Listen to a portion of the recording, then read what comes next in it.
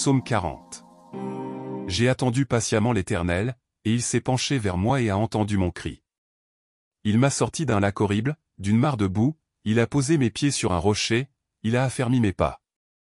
Et il a mis dans ma bouche un chant nouveau, un hymne à notre Dieu, beaucoup le verront, craindront et feront confiance au Seigneur.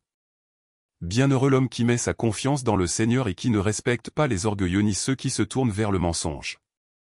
Nombreux sont, Seigneur mon Dieu, les merveilles que tu as faites pour nous, et tes pensées ne peuvent être comptées devant toi, si je voulais les annoncer et en parler, ils sont nombreux. Sacrifices et offrandes dont vous ne vouliez pas, tu m'as ouvert les oreilles, tu n'as pas demandé d'holocauste et d'expiation pour le péché. Alors il dit, voici, je viens, dans le rouleau de mon livre, cela est écrit. Je prends plaisir à faire ta volonté, ô mon Dieu, oui, ta loi est dans mon cœur. J'ai prêché la justice dans la grande congrégation, voici, je n'ai pas retenu mes lèvres, ô Seigneur, tu le sais. Je n'ai pas caché ta justice dans mon cœur, j'ai proclamé ta fidélité et ton salut. Je n'ai pas caché votre bonté et votre vérité à la grande congrégation. Ne me retire pas ta miséricorde, Seigneur, que ta bonté et ta vérité me gardent continuellement. Parce que des maux innombrables m'ont environné, mes iniquités m'ont lié au point que je ne peux pas lever les yeux. Ils sont plus nombreux que les cheveux de ma tête, alors mon cœur défaille. Daignez, Seigneur, me délivrer, Seigneur, hâtez-vous de me venir en aide. Que ceux qui cherchent ma vie pour la détruire soient confus et honteux, que ceux qui me veulent du mal reviennent et soient confus. Désolés soient ceux qui me disent « Ah !» Oh ! Que ceux qui te cherchent se réjouissent et se réjouissent en toi, que ceux qui aiment votre salut disent constamment « Magnifié soit le Seigneur !» Mais je suis pauvre et nécessiteux, pourtant le Seigneur veille sur moi. Tu es mon aide et mon libérateur, ne te retiens pas, ô mon Dieu. Amen. Bonjour, bienvenue. Aujourd'hui, nous réfléchirons sur le psaume 40, un texte profondément inspirant de David, qui nous enseigne la patience, la confiance en Dieu et comment affronter les adversités de la vie avec foi.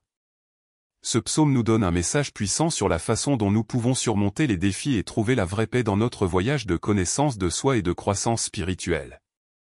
Nous commençons par le verset 1, « J'ai attendu patiemment l'Éternel, et il s'est penché vers moi et a entendu mon cri. » La première leçon ici concerne la patience.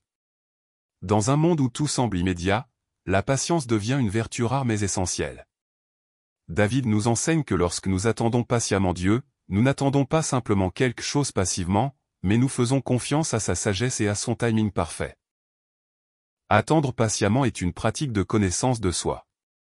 Nous voulons souvent précipiter les choses et contrôler les résultats, mais la vraie sagesse vient lorsque nous apprenons à faire confiance au processus et au timing de Dieu.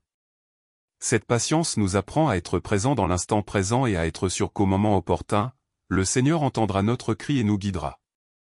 Au verset 2, David dit, « Il m'a fait sortir d'un lac horrible, d'un étang boueux, il a posé mes pieds sur un rocher, il a établi mes pas ». Nous voyons ici une puissante image de délivrance.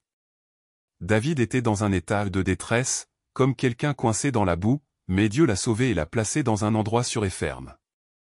Ce verset nous rappelle que dans les moments de désespoir et de difficulté, Dieu peut nous libérer et nous placer dans une position de stabilité et de force. Dans le processus de connaissance de soi, nous sommes tous confrontés à des moments de crise et d'insécurité. Mais la leçon que nous pouvons tirer de ce passage est que, lorsque nous nous abandonnons à Dieu, il peut nous sortir de la flaque de boue de notre esprit et nous aider à trouver notre fondement, notre rocher. Lorsque nous nous sentons fragiles ou perdus, la confiance en Dieu nous donne la fermeté dont nous avons besoin pour avancer. Au verset 3, David déclare, « Et il a mis dans ma bouche un chant nouveau, un hymne à notre Dieu. » Après avoir été libéré, David expérimente une transformation intérieure. Il passe du désespoir à la joie, de la douleur à l'espoir. Le nouveau chant symbolise la gratitude et le renouveau de l'esprit. Lorsque nous plaçons notre confiance en Dieu, non seulement nous surmontons l'adversité, mais nous vivons également une transformation qui nous conduit à une nouvelle perspective sur la vie. Cette transformation n'est pas seulement externe, mais interne. Cela commence dans le cœur et se manifeste dans nos actions. Lorsque nous faisons confiance à Dieu, nous sommes spirituellement renouvelés, et cela se reflète dans notre paix intérieure et dans notre attitude envers la vie. La vraie confiance nous conduit à un nouveau chant, un hymne de gratitude et de joie pour la présence de Dieu dans nos vies. Le verset 4 nous apporte une réflexion profonde, « Bienheureux l'homme qui met sa confiance dans le Seigneur ». Le vrai bonheur ne réside pas dans la richesse, le pouvoir ou les circonstances extérieures, mais dans la confiance en Dieu. David nous enseigne que, lorsque nous plaçons notre avec confiance dans le Seigneur, nous trouvons la vraie paix et la sécurité. Nous ne devons pas nous laisser emporter par l'envie des autres ou la recherche d'un statut, mais plutôt faire confiance au projet divin pour notre vie. C'est une invitation à la connaissance de soi, reconnaître que nous recherchons souvent le bonheur et l'épanouissement dans des choses temporaires, mais que la véritable confiance réside dans notre relation avec Dieu. Au verset 12, David admet ses échecs, « Car des maux sans nombre m'ont environné, mes iniquités m'ont saisi au point que je ne peux pas lever les yeux. » Ici, nous voyons David être honnête au sujet de ses difficultés et de ses erreurs. Il n'essaie pas de le faire. Il cache sa vulnérabilité, mais reconnaît que ses actions passées ont un impact sur sa vie. Cependant, il ne se laisse pas consumer par la culpabilité. Il crie miséricorde à Dieu et demande de l'aide. La leçon ici est claire, nous avons tous des défauts et faisons des erreurs, mais cela ne définit pas qui nous sommes.